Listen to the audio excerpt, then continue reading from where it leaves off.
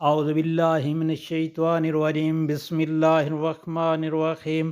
السلام علیکم پیارے بہن بھائیوں، گولڈن لائنز میں آپ کو خوش آمدید کہتا ہوں۔ اللہ پاک سے دعا ہے آپ کو صحت، تندرستی اور عافیت کے سائے میں رکھے۔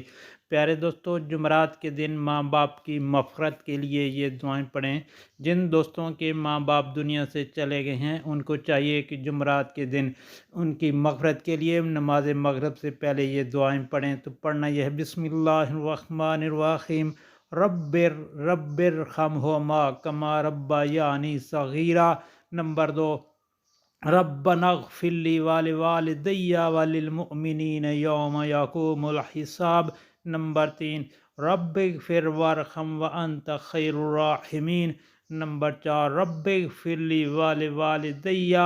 نمبر 5، اللہم اغفر لہما، اللہم اغفر لہما۔